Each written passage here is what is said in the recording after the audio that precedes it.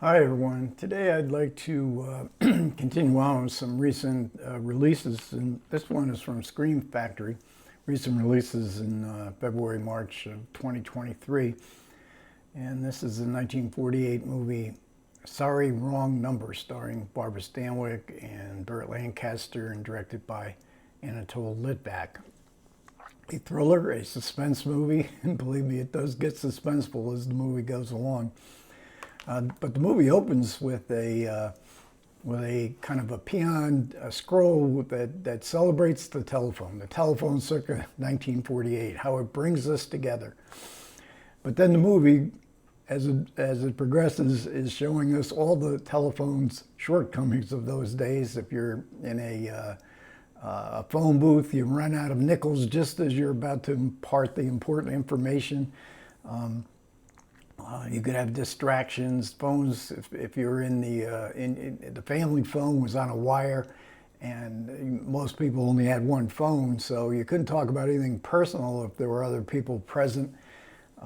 Distractions.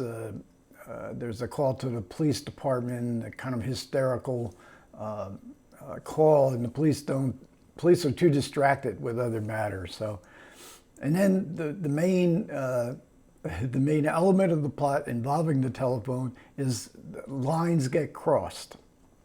So Barbara Stanwyck plays this very rich heiress.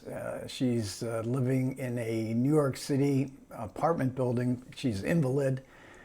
She can walk around a little bit, but not very well. She's very hysterical. All her servants are gone for the night, and her husband, who is due home, her husband played by Burt Lancaster, is due home, and he hasn't come home. She tries to reach him at his office. There's no one answers, and then the lines get crossed. This is another element of old-time telephones. So the line gets crossed, and Leona overhears a murder plot being discussed that's going to happen that same night. So she calls the police. And they're too distracted with what they're doing. They don't take her seriously. So, in the phone company, she gets nowheres with the phone company. This isn't a very good advertisement for the professionalism of the operators, and I think there was actually a complaint made about the movie that telephone operators are not this rude. So it involves a telephone. It also involves a radio play. Now, radio in 1948 was the big thing. If you stayed home, there was no there was the very beginnings of television, but most people didn't have TV by 1948. So the radio, it was originally a radio play, but not just any radio play. Sorry Wrong Number was a huge success. It was written by Lucille Fletcher, and she was the wife at that time of the great composer Bernard Herrmann. But the radio play is about 22 minutes long, and it's basically Leona in bed in this one night. So we don't see anything else. We hear the murder plot, and then we hear her valiantly trying to find her husband and valiantly try to inform other people of this murder plot that she has overheard. So the movie is about 90 minutes long, so they have to flesh it out, obviously. And Lucille Fletcher did in fact write the screenplay. So we get all the backstories that are involved. Now the movie itself is basically almost real time from the time she tries to get a hold of her husband and the end of the film. But we get these very long flashbacks, and they're all told over the phone to Leona. And we even get flashbacks within flashbacks, and so it gets a bit cumbersome. Barbara Stanwyck is not always in these scenes, and whenever Barbara Stanwyck's not in a scene, she's missed. But Burt Lancaster is playing her husband now. He's a character who comes from the wrong side of the tracks. They own very rich. But they don't get along very well. Lancaster is he's under her thumb, under her father's thumb, who owns this vast pharmaceutical empire. And so his ego is damaged, and you know, there's no more destructive force in the universe than a damaged male ego. But it also plays into greed, the idea that people have that the way to success and happiness is to have a lot of money. And so we get slowly building up tension with Leona in bed, and then we get these sort of long-winded flashbacks where various characters tell the story of what this, where we learn what this murder plot is actually all about. And so it's very much a noir film. It's photographed by Saul Polito, and with a Franz Waxman score, very, you know, Baroque. Really ramps it up in the final scene, because I have to say that the final scene in this film, it's worth getting through these long-winded flashbacks to get to the final scenes, where we get a crescendo of hysteria. So these scenes with Stanwyck, which is the actual radio play, and the Stanwyck in bed, she was allowed to choose. Do you want to do this all at one stretch in the beginning?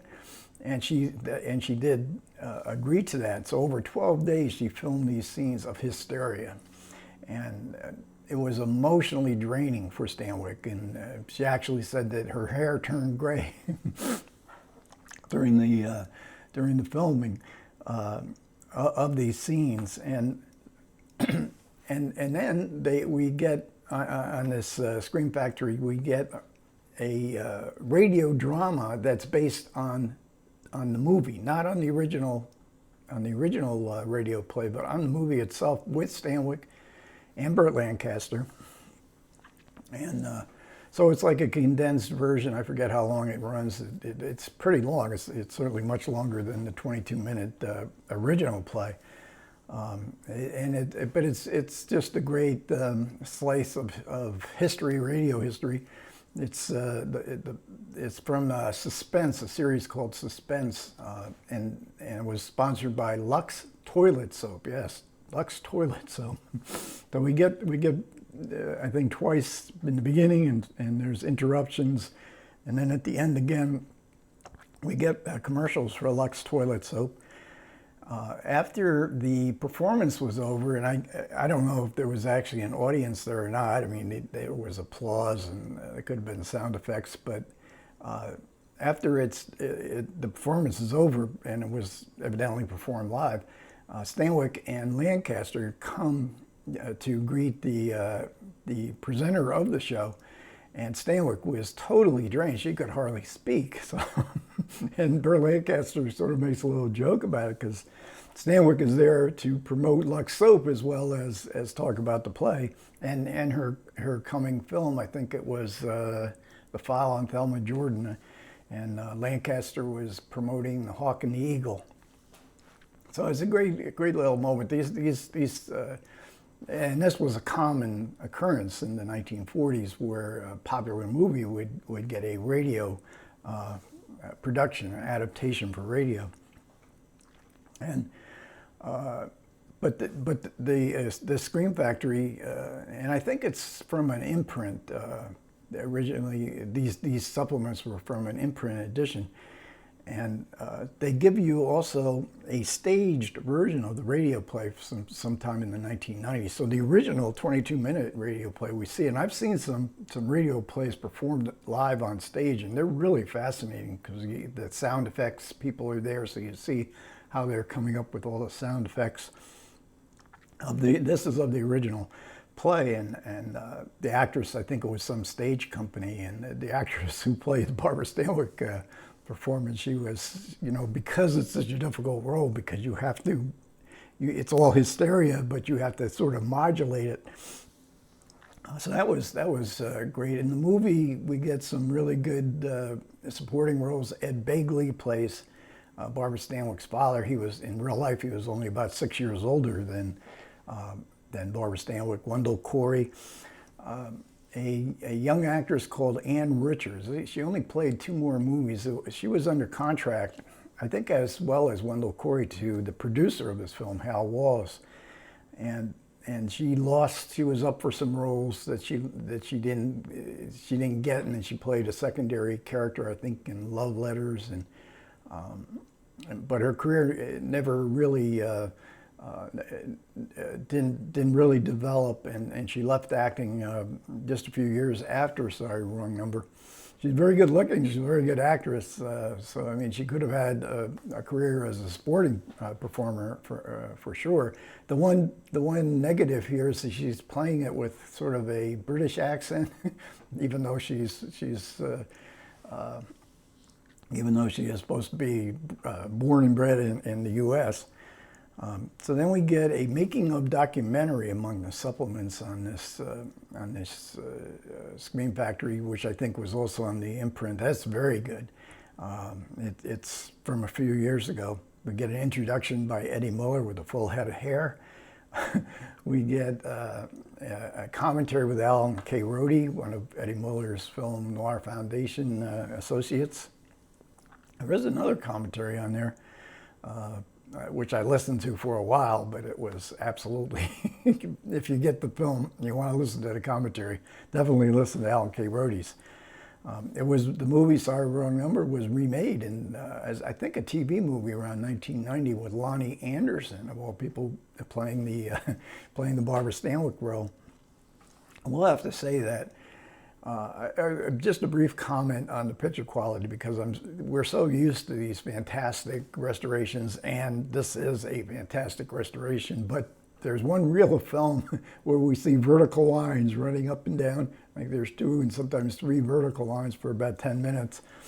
And they were really distracting. Now, in the olden days, if you went to a repertory theater to see Sorry Wrong Number, you would probably see all these artifacts, but we're not used to them today. But other than that, this is a beautiful black and white restoration. And for Barbara Stanwyck fans, this is absolutely a must-see.